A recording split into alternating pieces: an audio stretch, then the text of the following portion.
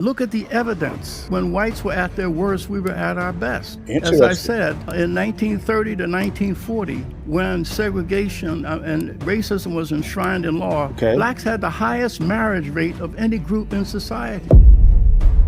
When we refused access to hotels, we built our own hotels, financed by our own means. We closed the education gap in the South between 1920 and 1940. How do we do it? Julius Rosenwald, the CEO of Sears, came together with Booker T. Washington, and he put up $4 million. The black community matched it with $4.8 million. We built 5,000 schools to teach ex-slaves how to read and write.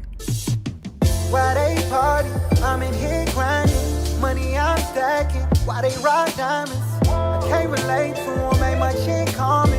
I set a goal for me 2 or 3 commas. 7 figures, 8 figures to 9 figures. On a slow pace to get rich quick. Same time we just think different. Cause when you make it, it hit different.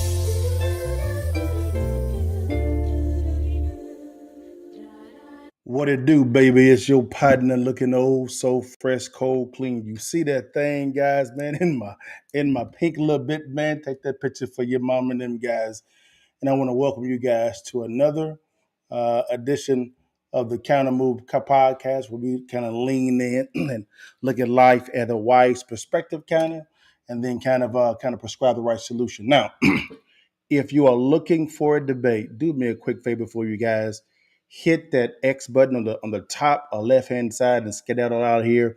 We're not into no debates right now, guys. We into kind of trying to reason, leaning the reason together, guys. So thank you so much for blessing me with your time. And this subject today, guys, was a very interesting subject to me because of the fact that I am a big fan of data and also a huge fan of wisdom. And I love being the student in the room and being able to kind of sit back, lean in and reason together and kind of just lean in and just listen kind of in the corner like some chicken in the corner, rotisserie in the corner. And I stumbled onto, I'm a big fan of valuetainment and Patrick David and his team. Great wisdom, great information. And I said, guys, I said, and they brought on a good guy that I've heard of, and I've heard him speak a little bit, but not a lot. Hadn't really paid attention to him, but it was Bob Woodson, and they were talking about Black history, and I just said, let me kind of listen and see what's going on. And what tripped me out is they were talking about the untold history and solutions in Black history, and it just kind of caught my attention, and I said, man, let me kind of listen to this and as a student and see if I understood something, and also kind of widen the circle a little bit as I was listening to it. And I brought in my immediate family, my wife, and then my external family, my mother, and some good friends of mine, colleagues of mine, because I always want to learn and reason. And said, hey guys, listen to this and really give me your authentic thoughts on this. And it was such a healthy discussion. And I just said, man, I think this may be good for me to kind of do a kind of a podcast on, because there was some information being communicated within this healthy exchange that I didn't know about at all. And one of the wise counsel that I sought was my mom. And man, it was kind of interesting to see as we begin to talk about this video that we're about to embark in and listen to together, guys, and react to together. It is just the commonality and the different reasoning and the different perspectives and how healthy and organic the discussions were. And I said, you know what? I think I need to widen the circle and bring this in and see what's going on, guys. And so, guys, this is Bob Woodson and Patrick McDavid. And what tripped me out is this is a discussion that they had. They invited Patrick and his team, invited Bob on, and and Patrick, they talked to a lot of people. I mean, it's crazy, from Kobe to Shaq. They brought on people that agree with, disagree with, mobsters, you name it. They brought them on. I just said, you know what? Let me kind of see what they're talking about. And guys, let's listen to this, and I'll kind of react. And in the comment section, give me your thoughts too, because I'm into different perspectives here. So let's listen and see what's going on. And it's going to begin a little bit spicy, a little bit, but not spicy in the sense of debating, just on the different type of perspectives. And Patrick actually asked some very good questions here. And Bob also responded with some information, guys, I didn't know about it all. So, guys, let's listen and reason together and see what's going on. Let's dive in real quickly. It is not a race problem in America. When you say that, a lot of people would disagree with you, and they would say, "How could you say that? You know, maybe you're maybe it wasn't back then, but you don't know the America today. You know, you don't know what's going on with the challenges they're facing and the level of racism they're experiencing today in the marketplace because maybe you are disconnected, kind of like how you were when you thought everybody was black until you joined the Army and you realized that your unit only 8 were black. What do you say to the people that literally 100% disagree with you and they say there is racism today? It is a challenge. From the get-go, you hear Bob come out with a point, and then you actually have a great, healthy counter question to the point Bob just made from Patrick. Great question, Patrick. Let's see how Bob responds. Challenging time today. What do you say to them? I say, look at the evidence. Look at the evidence. You know, a lot of people are like the farmer that came to the creek when it was like coming, it was 3 feet high and moving at about 20 miles an hour, and he forced the mule in and they were swept down the creek. Okay. A year later, he comes to the same crossing. This time it's only 6 inches. The mule refuses to go in because the mule had good memory but poor judgment. Oh, that is a deep statement that he just said. Man, let's go a little deeper, man. Let's go a little deeper. Come on. Conditions were not like they were back in segregation when I was locked up twice in Mississippi. The conditions have changed, but many of us have. So right there from the get-go, Bob, who's born in 1937, which is, I think, right at the tail end or of the Depression. So Bob brings not an authority type of discussion. He brings an experiential saying that, okay, I know I communicated racism doesn't exist in America as a problem. He actually has experienced racism, so to speak. And the thing about it is my mom actually agreed with him concerning that because my mom did as well also. But man, let's keep going, man. This is so healthy. Let's go. But again, look at the evidence. When whites were at their worst, we were at our best. As I said, in 1930 to 1940, when segregation and racism was enshrined in law, blacks had the highest marriage rate of any group in society. Elderly people could walk safely in those. That's an interesting point. So he is confirming in the 1930s that when racism was actually enshrined into law, he was saying that African Americans actually there were higher marriages. That was interesting to hear. Didn't know that. I didn't know that at the time. I didn't know that fact at all. But hey, let's keep going, guys. I digress. My bad. Those communities without fear of being assaulted by their grandchildren. So let's look at the evidence. When we refused access to hotels, we built our own hotels, financed by our own means. Well, wait a minute. And I mean, so we're building our own hotels now. I'm loving this untold history.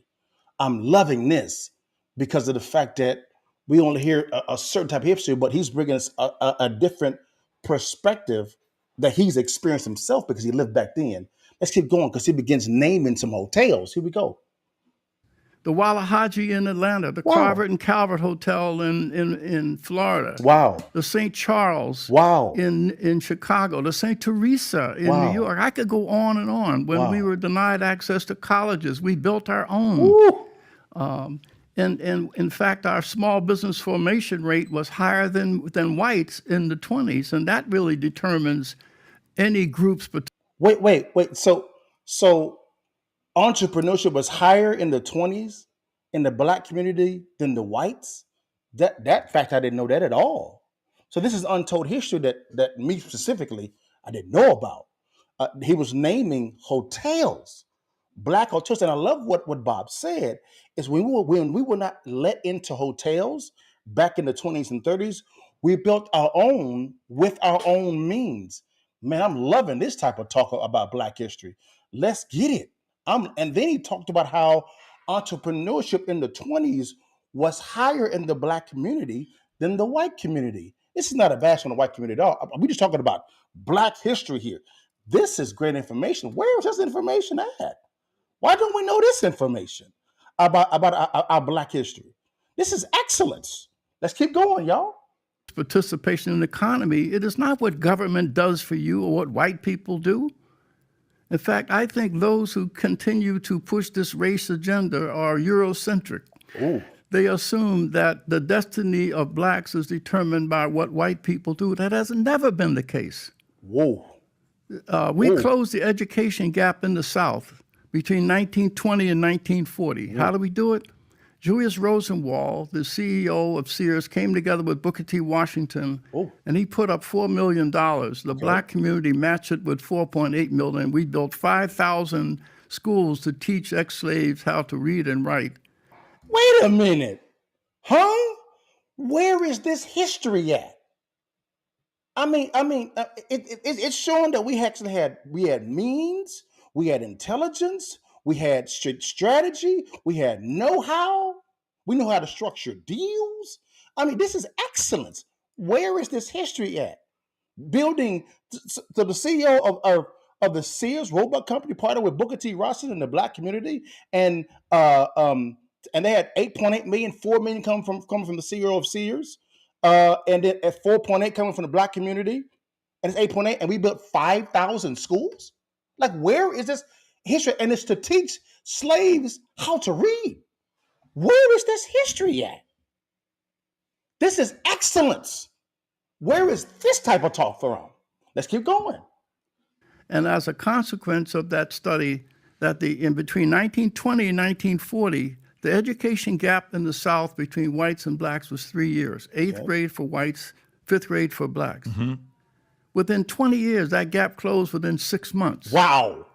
There were 5 high schools at the turn of the century in New York, Baltimore, Washington, Atlanta, and New Orleans. Yeah. They had used textbooks, overcrowded classrooms, Look at this. half the budgets of white schools. Huh? But every one of those schools out-tested every white school in those cities. What? If we were able to close the education gap between 1920 and 1940, wow, through self-determination and hard work, if we were able to out-test white schools in those cities, wow, then the question is, in those same schools today in Baltimore, for instance, where they're run by blacks, not a single student could read at grade level or perform at grade level. This is... And so how... I'm hearing a lot of excellence here. Like where is this history? Where are these numbers? Where is this data? Like, this is excellence here. This is awesomeness here.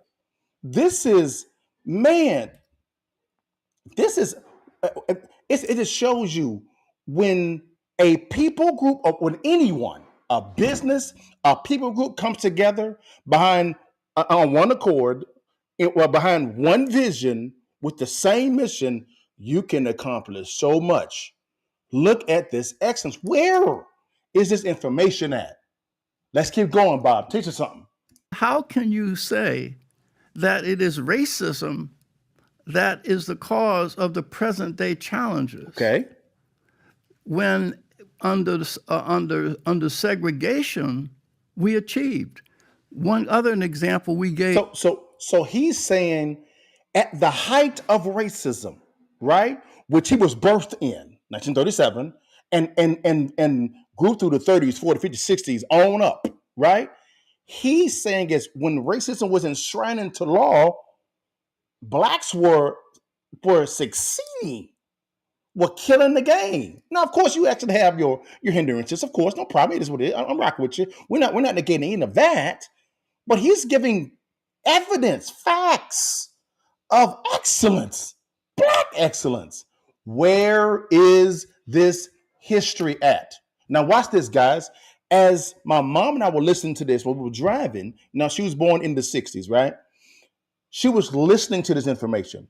And so my mom, guys, she is a super liberal. She votes 100% Democrat, and it's all fine. That's great. No problem with it at all. I am independent, but I lean conservative, right? Bob Woodward is a conservative, right? What tripped me out is as she was listening to this, I said, Mom, you bring a different intellect to this than I do because you've actually lived some of this history he's talking about, right? She said, yes. I said, is what he's saying, are you aware of this history here? My mom said what he's talking about concerning the Sears Roebuck and the black community raising $8.8 million and building 5,000 schools for black slaves to be able to read. Didn't know about that at all. She said, I didn't know anything about hotels, none of that.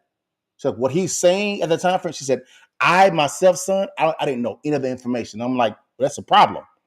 We should be knowing this information. Why don't we know it? This is excellence. Excellence in execution. Why don't we know this? Why is this being withheld from us? I want to know. Let's keep going because he's not done. Gave from our studies.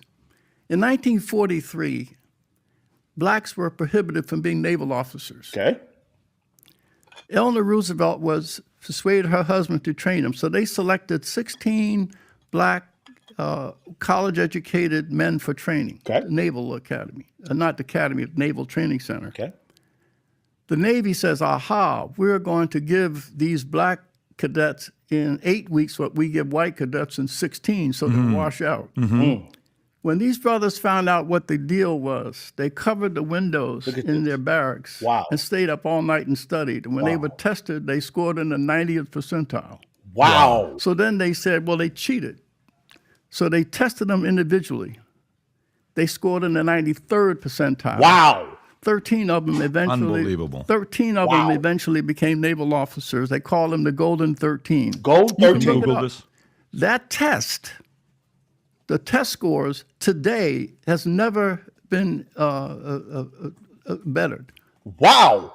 So again, I respond. Dad, where is this excellent black history at? Where? Why are we not being taught this information? What's going on? My mom said she didn't know about the Golden 13. Now, you may say, is it real? Let's keep going. Respond to people with evidence. Receipts.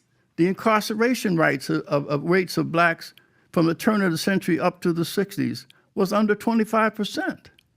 Incarceration was under 25%. Under 25%. Where are we at it today? Shot up to I think it was like 90,000 blacks were in jail. Jesus. In 1960. That went up to 900,000. Wow. 10x. Over the next 30 years.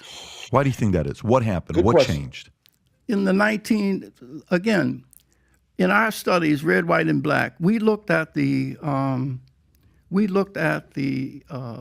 experiences. We looked at 6 major plantations. Wow. Okay. To find out what the state of marriage was of slaves. Okay. 75% of those slaves had a man or woman raising children. Whoa. 75%. The nuclear family continued to prosper in the face of segregation for 100 years. Whoa. But all of that changed in the 60s with the poverty program. Oh. Lyndon Johnson? Oh. Yes.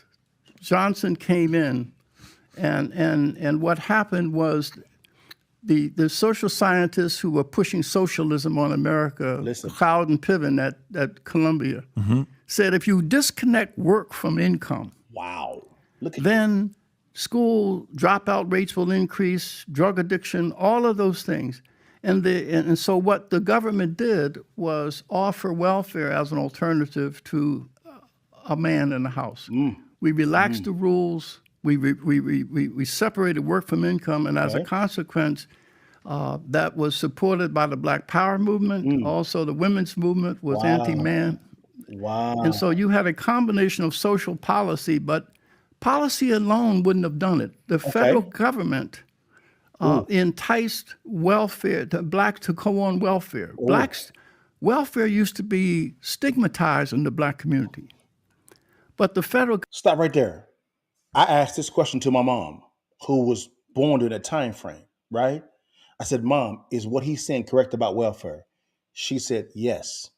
She said, growing up, your grandmother and grandfather said, we will not be on welfare. In this house, you're going to get an education and you're going to also work, right? And I said, damn. Wow. She said, yes, he is 100% correct, Liddell. Matter of fact, there was a family around the corner from our house. This is my mom talking. And she said that for 3 to 4 generations, and she said as they were growing up, that family stayed on welfare. And your grandmother and grandfather said that will not be our family. I said, oh my word. My mom then said also, Liddell, when we would go back to my grandma's house, guys, for family reunions, things of that nature, the house said we had a large piece of land. We still have it, large piece of land, and you have the main house there, and then we there was a mobile home there, right? And my great grandmother was there. We called her Big Mama. She was there. And what tripped me out with Big Mama is we had to go say hi to Big Mama. She was kind of mean to us all the time because she would always pinch us all the time, and I always want to spank us all the time. But it's okay. We still love Big Mama. My mother told me as we were listening to this, she said, did you know growing up, your great grandmother, Big Mama, actually had a general store right next to this mobile home. She said, and all the black families came and bought all of their groceries there. We talking about bread, jelly, produces, chicken, grandma, you name it, they bought it from him. I had no clue about this entrepreneurial inclination that my family actually had. I just said, what in the world is going on here? Just the excellence in execution. When my mom kept giving me example of when faced with opposition, right? How they came together and they countermoved the opposition. They better strategized. They better negotiated. They better serviced. And this is my own history with my family. I just said, golly, this is crazy town. And I said, wow, like the Golden 13, my mother had no clue who that was. Nothing about it. Why don't we know about the excellence in Black history? I'm not done, y'all. You guys know that George Washington Carver, right? Prominent black man. You know what I'm talking about? Guess who he actually worked closely with when it came to developing the car? Your man Henry Ford. Ford only had 2 cars. That cars in 2 colors, I'm sorry. Black and white. Guess who came and helped your boy Henry Ford out with that problem? George Washington Carver. Didn't know about that at all until today. Where is this excellent Black history? Where is it? Because my generation, the generation after me, and the generation and my kids need to know of this excellence and execution for Black history that brought solutions to the communities. It's good, God. He's not done. Let's go get it in. Federal government began to interpret it as reparations. And as entitlements. They withdrew any requirement that you should tell the paternity of the father, paternity in cases of. So he's talking about welfare, the welfare program via LBJ, right? He's talking about how that program forced or incentivized single parent households, to it forced the man out of the home, which is totally opposite of what it was in the 20s and 30s and 40s. To where marriage was at a high peak in the African American community, right? So he's giving why, because the question is, why did it change the welfare system and incentivize single households, no dual parent households, no father in the home. What's good, y'all? The Bugs here. Most individuals that I talk to today, they're really concerned about the economy, specifically the volatility of it. Now, the area of their concerns really centers around the variable of inflation. Inflation right now is really outpacing people's wages, number one. And number two, it's beginning to affect their 401k and IRAs because their retirement accounts are connected or intertwined with the stock market. Over the years, I've been fairly successful in real estate investing. Currently, I own about $35 million worth of real estate under management. And also my partner and I have been able to build our private equity and venture capital firm to about $1.2 billion worth of assets under management. Now, this success has taken place in up or down economies. Now, whenever there's volatility in the market, opportunities begin to show up. There are 3 investment strategies that, if implemented the correct way, any investor can go from 0 to 6 figures in the next 6 to 12 months. Click on the link below or swipe up and let's talk through these strategies. He's gonna go a little deeper. Let's get it in. Of pregnancy. All of these, so that more blacks came into the welfare system in the first 5 years of the 70s. Wow. That millions flooded into the system at a time when the unemployment rate was under 4%. So you mean to tell me millions of people flooded into the welfare system when the unemployment rate was under 4% in the first 5 years of the welfare system being introduced? Millions of people? Millions. Let's keep going, guys. Now I'm beginning to see what's going on. Let's get it.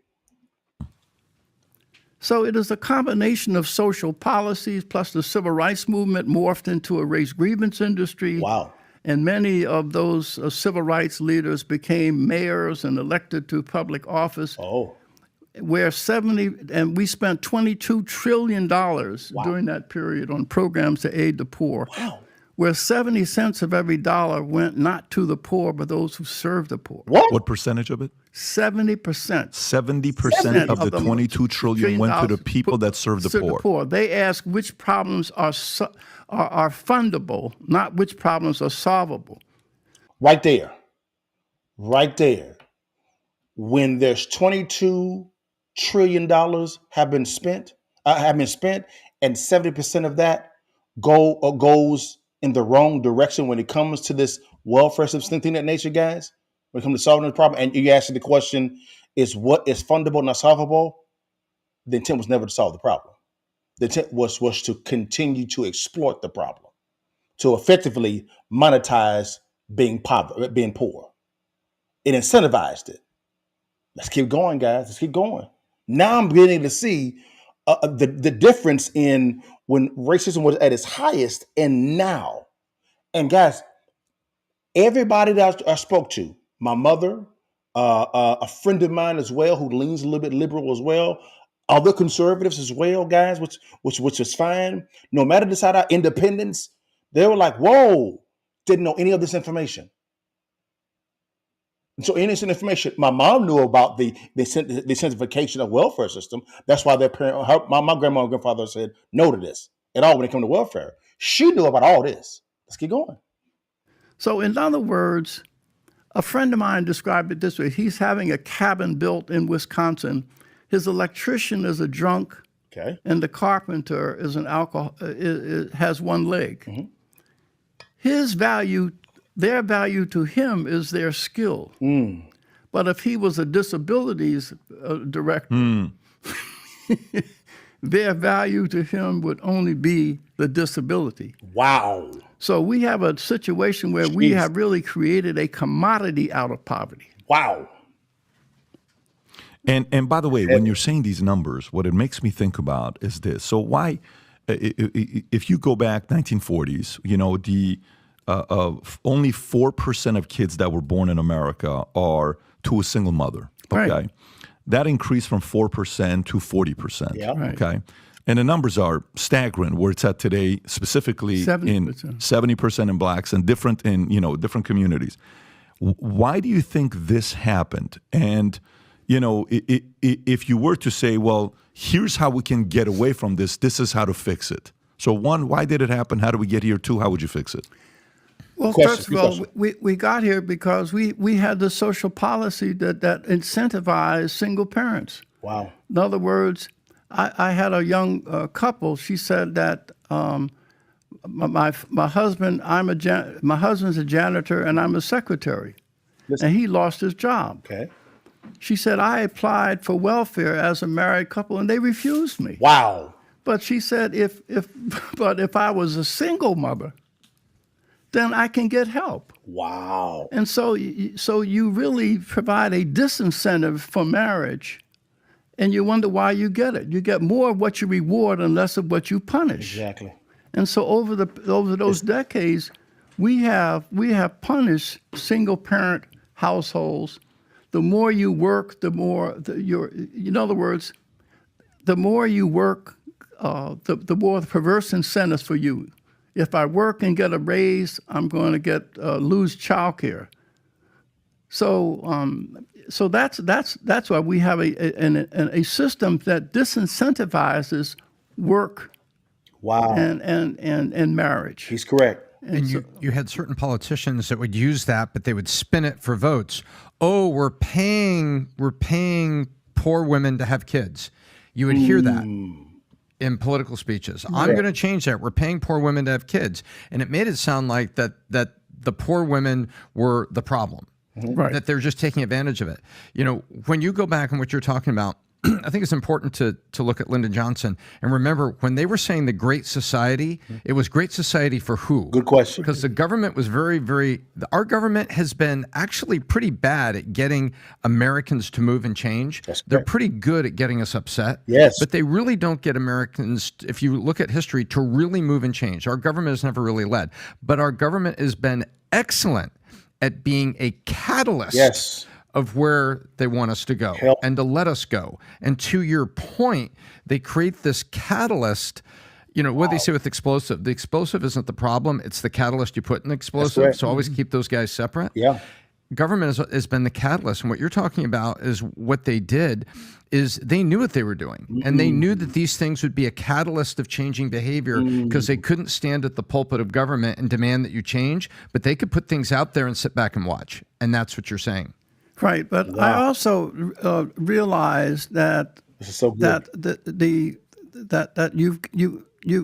question is, what are solutions? There we go. If you say that 70% of those families are raising children that are dropping out of school, it means 30% are not. What we do at the Woodson Center is we go into low-income communities and we go into the homes of the 30% to find out what is going on in those households. Yeah. These are people who are raising children that are not dropping out of school, they're not in jail, they're not on drugs. They're confronted with the same economic circumstances. And so the question is, what is it that's going on there? Right, that's 'cause not success going leaves to- clues. Success. Yeah. So Success leaves clues, that's yeah. why I fault conservatives also, is that they have been preoccupied when it comes to poverty, but only studying failure. Come on, So preach it, Charles man. Murray and some of the others, all they do is talk about, okay, if people on welfare, let's take away the perverse incentives. I'm for work requirements. Okay. I'm for drug testing. Okay. But you can't stop there. Come on. What we do at the Woodson Center is that we go look for capacity. Yes, we do.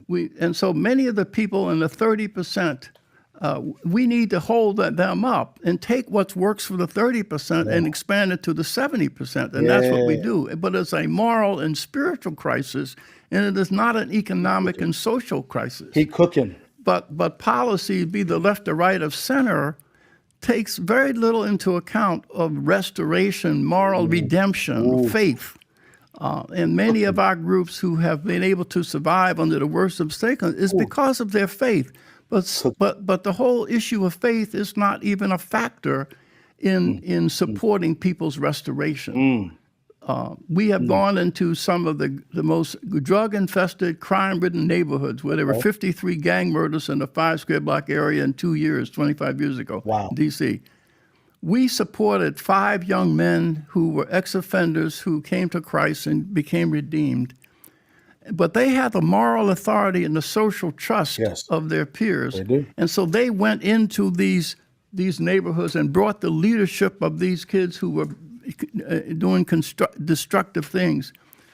And they became agents of remoralization of these kids. And it's just like in the marketplace, only 3% of the people are entrepreneurs. They generate 70% of the jobs, right? Well, a lot of these these organizations are social entrepreneurs. Oh, It only takes a small number of them if you I can love that. change them I love and that. make them an agents of a Love that. restoration. Woo. They can change a whole community. And we found that to be the case in this community called Benning Terrace by just going in and reaching 16 kids who were leading predators and changing their values and their attitudes. How do you do that? By witnessing to them. You take some man who has been in jail, who has faced all the challenges from an abused household and saying, you are not defined by the worst of what you were. Yeah. And I'm a witness that you don't have to stay there because you've been there. Where did this self-help mindset come to you? Oh, this is good. Where did this self-help mindset come? By looking at what we did in the past. In other words, what I've done by learning, if our people could, in the face of slavery and discrimination, build families and restore their communities, then all we've got to do is go back and take the values that served the interests of our people then and apply them today. In other words, taking old values and apply them to new realities with the consequence that you can. But a witness is more powerful than an advocate. And experience will always prevail against an argument. I debated this with Hawk Newman. It's on YouTube for 1 hour. I didn't argue with him. I confronted his proposition with my facts and saying, if we were able to learn and close the education gap under segregation, why can't we do it today? Man, y'all, it is, man. Whew. Brother, y'all, there's so much wisdom that was just shared there.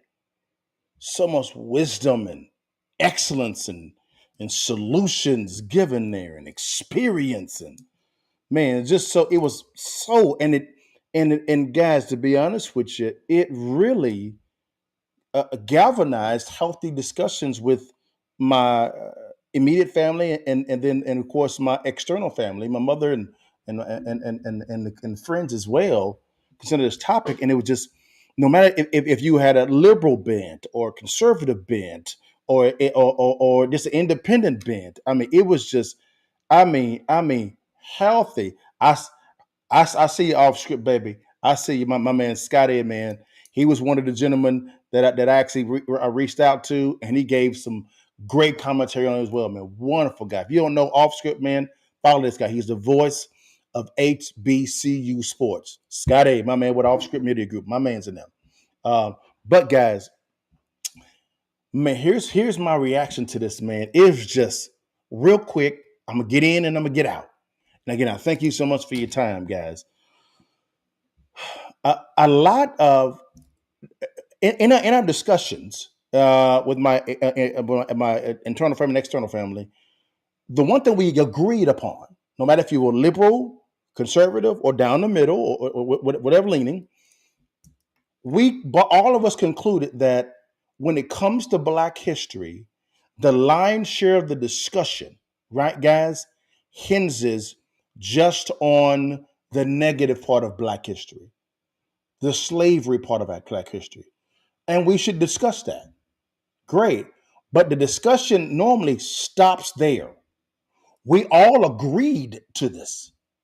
And then we all uniformly said, why don't we talk about the Black excellence? We talk about when we were not allowed into hotels. We built our own hotels with our own money. Why don't we talk about the successful marriages back in when racism was enshrined into law? Why don't we talk about the 5,000 schools that were built for slaves to learn how to read? Why don't we talk about how the schools that were underfunded, using borrowed books or used books, overcrowded with Black kids, had a 3-year learning deficiency right there. In 10 years, between 1930 and 1940, it went from, it was 10 to 20 years, 1 or 2. It went from 3 years to 6 months. And they were underfunded. Just seeing the excellence in execution. And I said, there's another thing, guys. My aunt Christine, she used to work for the Bear's Bread Company. Everybody most likely, depending on what area of the country you were in, there was a company called Mrs. Baird's Bread. Well, my aunt actually worked for that company. And I was invited to be the MC last summer to her retirement. They wanted to throw another party for her retirement. Well, she had already retired, but they wanted to throw another party for her. The Bear's Bread Company. Um, and I walked in, and you saw whites and blacks. I got to meet the founders' children, which was great, and just to sit back and get wisdom from them, and to hear the Baird family saying, "Hey, when we was founded our company, we didn't know what HR was, we didn't know what payroll was, we didn't know how to fix these problems." And they would say, if it wasn't for our workers who partnered with us, we wouldn't have figured this out.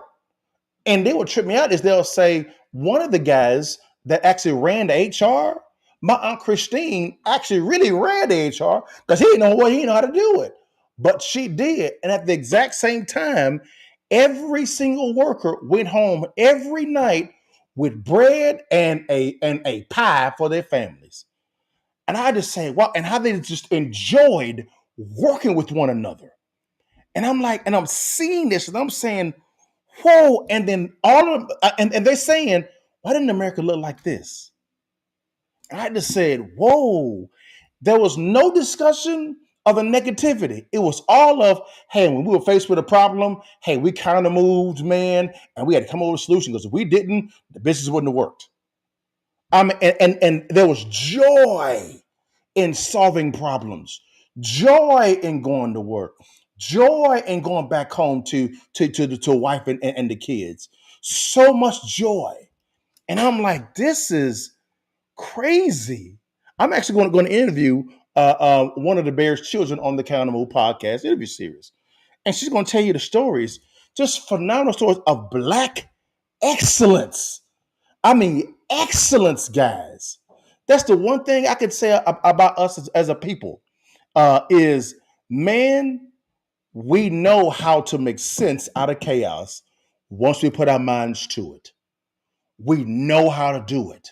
I've met so many brothers and sisters that are entrepreneurs, that are social entrepreneurs. I'll give a couple guys. My man, Brian Adamson, my dude out of Michigan, young brother, a mighty man of God, love his wife, wonderful father, man, real estate mogul like your partner. Came from nothing to something. You know what I'm saying? Didn't focus on any negativity. He understood it, but he counter moved to where now he's a multi-millionaire in real estate, right? I got another guy. Principal Ra.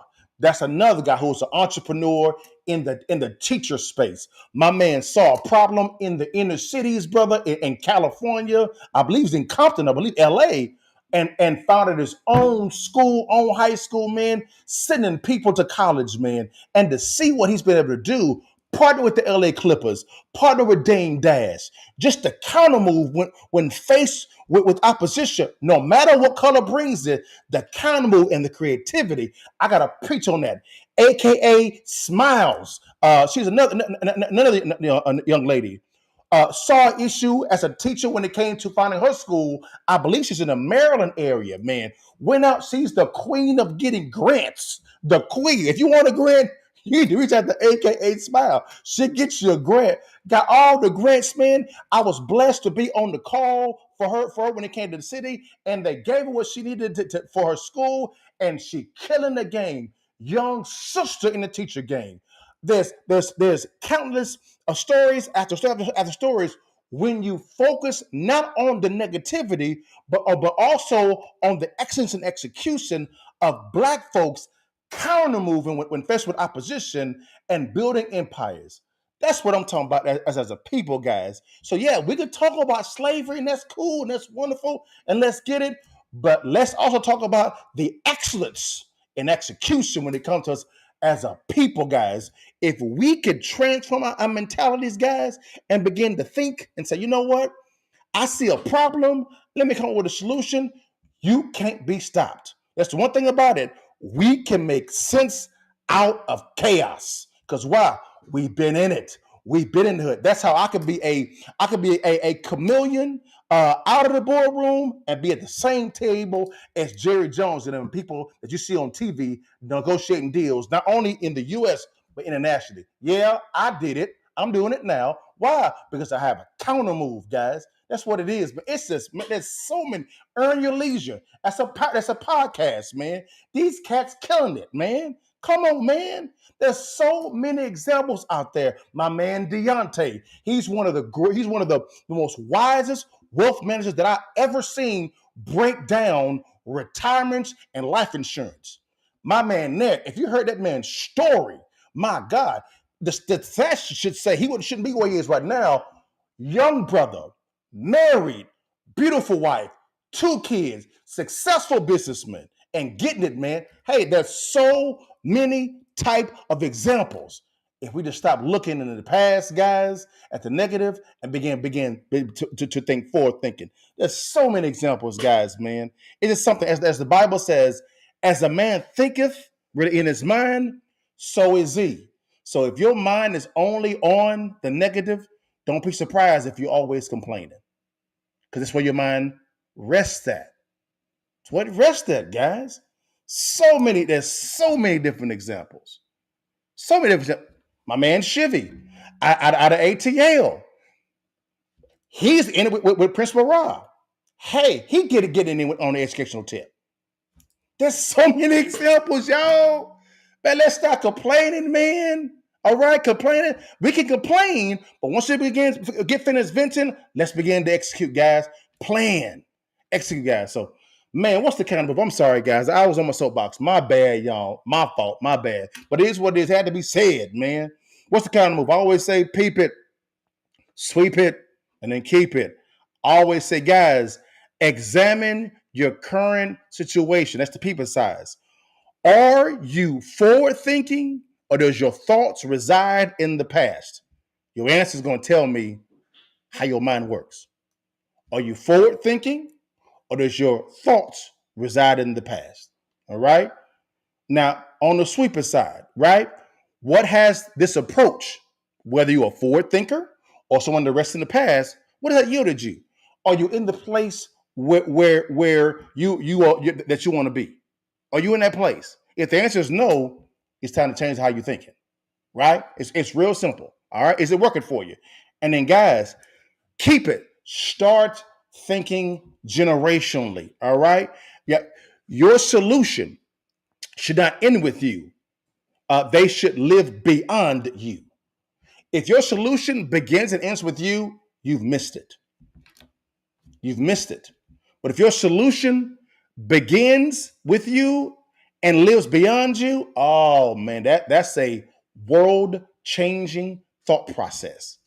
It is, guys. It really, really, really is, man. So it's just, man, this video here, it really kind of galvanized me. This discussion, it was so healthy between Patrick and Bob Woodson, and to be able to see how whether they were liberals or conservatives, no matter what aisle you were on, I asked this one question, guys. I ended with this.